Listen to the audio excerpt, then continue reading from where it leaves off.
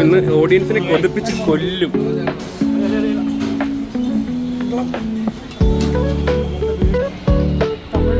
അതിൽ നമ്മളിന്ന് കണ്ട സിനിമ ഏതാണ്? Spiderman brand new. എങ്ങനെയുണ്ട്? ഇഷ്ടപ്പെട്ടോ? Good Spiderman film. താങ്കളുടെ റിവ്യൂ പറ. റിവ്യൂ സ്പൈഡർമാൻ്റെ ഒരു ക്യാരക്ടർ ഡെവലപ്മെൻറ്റ് ആർക്കായിട്ടാണ് എനിക്ക് ഈ പടം തോന്നുന്നത്.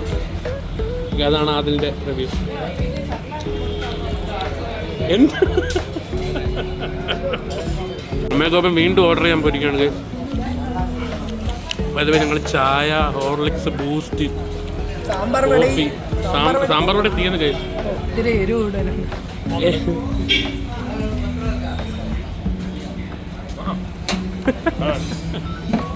അഖിൽ പറയൂ, എങ്ങനെയുണ്ടായി cinema?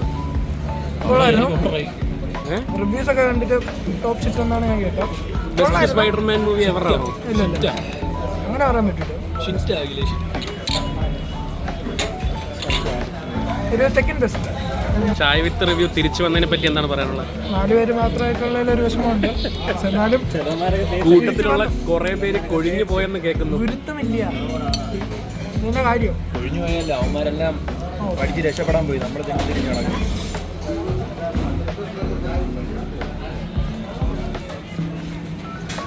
With great power comes great responsibility.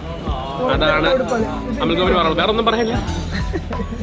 ഇങ്ങനെ ഞങ്ങൾ ഡംബുവും പലനും ഇല്ലാതെ ഒരു ചായ വിത്ത് റിവ്യൂ എടുത്തിരിക്കുകയാണ്. ആൻഡ് ഡംബു എവിടെ ആണെന്ന് ചോദിക്കുന്നവർക്ക് വേണ്ടി, ഡംബു ഹൈദരാബാദിൽ പഠിക്കാൻ പോയി. പല്ലൻ ഞങ്ങളെ ചതിച്ചു, പടം നേരത്തെ കണ്ടു. അപ്പം അതുകൊണ്ടാണ് അവർ രണ്ടുപേരും ഇവിടെ ഇല്ലാത്തത്. നവോദും നേരത്തെ കണ്ടു. അപ്പം നമ്മുടെ ഇപ്പോഴും എന്താ നേരെ പറ. സൗണ്ട് സ്കൂട്ടർ എന്ന് പറയുന്ന ചാനൽ സബ്സ്ക്രൈബ് ചെയ്യുക. അമൽ ഗോപന്റെ പുതിയ ചാനലാണ് അത്. ഇവിടെ പേര് വരും. 7K സബ്സ്ക്രൈബേഴ്സ് ഉള്ള ചാനൽ.